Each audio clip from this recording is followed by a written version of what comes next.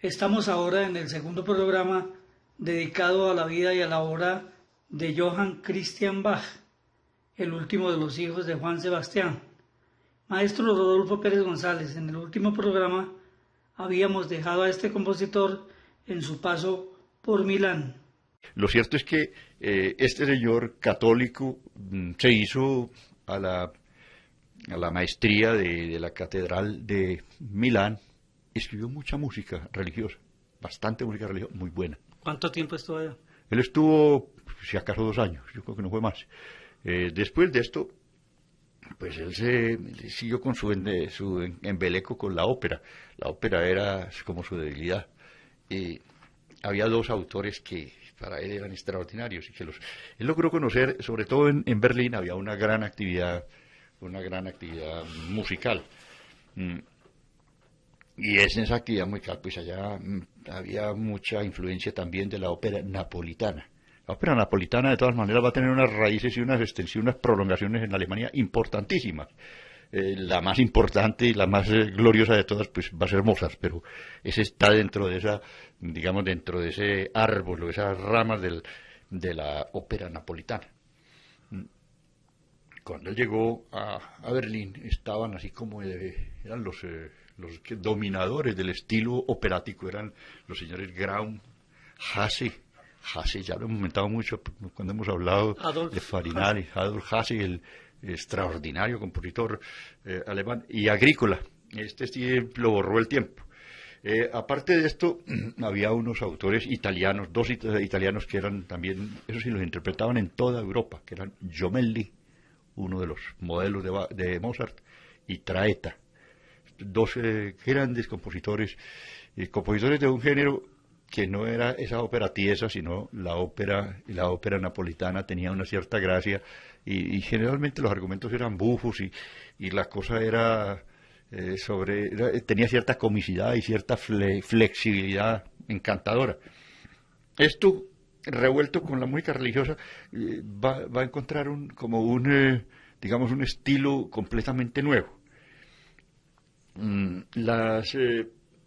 De todas maneras, la actividad que lo lleva a él a la gloria es la ópera.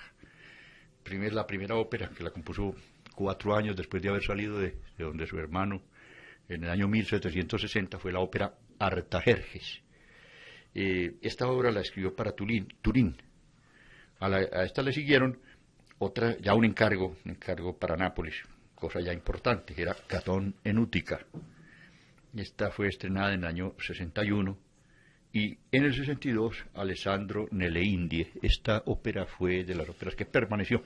Es decir, todavía en los registros se interpreta y se graba esta ópera de Alejandro en las Indias, que es una de esos monumentos.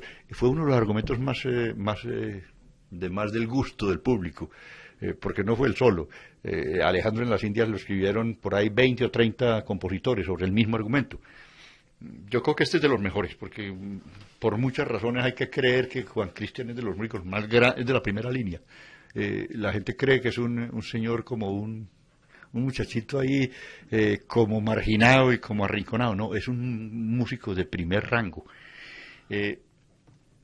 El empresario Colomba Matei, que era un señor de esos, el empresario era una persona muy importante en un país donde se vivía, se respiraba y se comía ópera. Este señor era el que encargaba óperas, contrataba compositores y hacía y deshacía y llevaba más o menos como los empresarios de fútbol ahora, que conseguían un jugador aquí, lo vendían allá y hacían negocios. El caso del señor Colomba Matei era ese, era un empresario, y el empresario era un señor al que todo el mundo lo saludaba con el sombrero en la mano y la cabeza muy agachada. Le propuso que se fuera para Londres, que en Londres había un teatro de ópera italiana que ese teatro estaba en una situación muy muy difícil. Se había muerto el grande, pues el más grande de los compositores. Allá estuvo Bononcini, muy bueno y todo aquello, pero hubo uno que fue gigantesco, que fue Jorge Federico Händel, y Händel mantenía surtido el teatro y tenía un prestigio extraordinario, aunque en los últimos años se dedicó a escribir pues aquellos oratorios inmortales y eternos. De todas maneras, el repertorio de la ópera lo había impulsado el señor Händel pues con una música verdaderamente maravillosa. Estos teatros se vieron huérfanos de la música de Händel. En el año 62, hacía ya 3 años que había muerto Händel y no habían encontrado con quién reemplazarlo. Yo creo que todavía no se ha encontrado. De todas maneras, el caso es que en el año 62, en el verano, pues llegó allá simplemente a reemplazar al señor Gioacchino Cocchi. Cocchi era un compositor italiano, de esos, pues como ese sí es de segunda línea. Ese sí es de segunda o hasta de tercera. Era uno de esos tapahuecos que lo tenían allá y que el nombre italiano también decía mucho. Lo grave de Christian Bach, que cayó también en Inglaterra, inclusive que había lugares o teatros donde decían, hombre, ya que tenemos un compositor de esta dimensión, pues vamos a hacer aquello, y unas programaciones realmente respetuosas, sin hacer bobada. En Inglaterra se utilizaba mucho el pasticho. El pasticho era una cosa muy reverente y muy de una condición artística muy dudosa. Un poeta se encontraba por ahí un argumento y entonces cogía ese argumento y lo rellenaba con basura.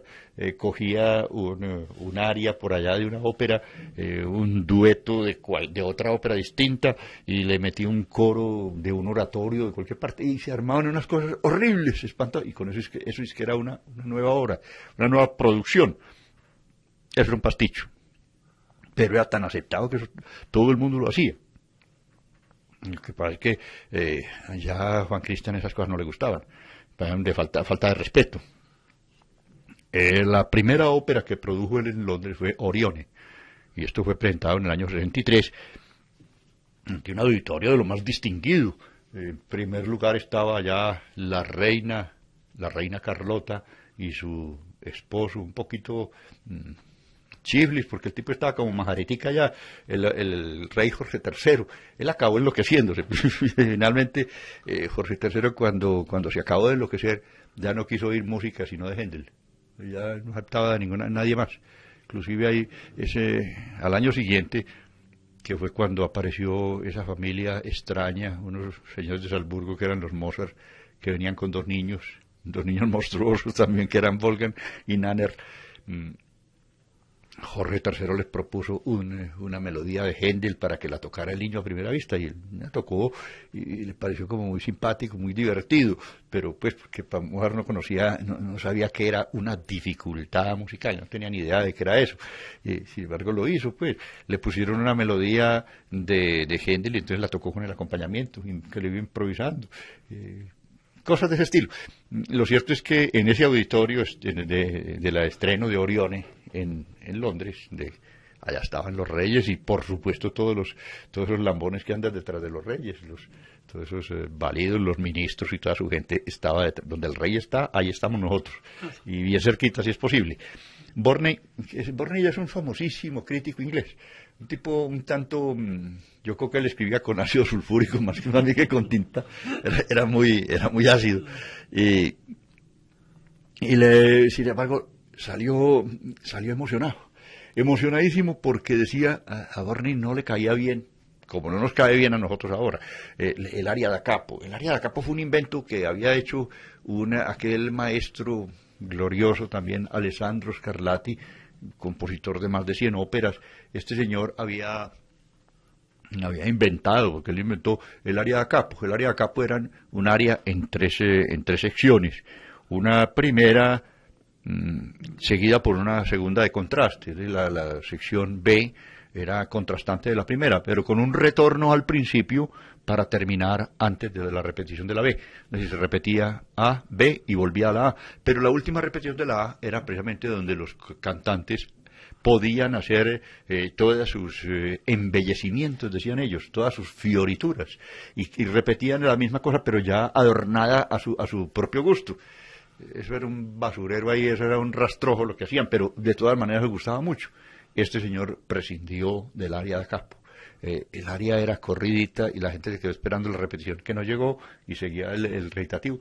Pero eso le dio una agilidad al desarrollo de la obra, inclusive la música, que la gente quedó sorprendida, que cómo este señor había suprimido esa cosa tan respetable y tan benemérita en la ópera y que no había pasado nada. Ahora, había otra condición, era la textura orquestal del maestro Bach. Es que, al fin y al cabo, dicen por ahí que los hijos de Bach no tenían mucho talento, que lo que tenían era una educación realmente superior.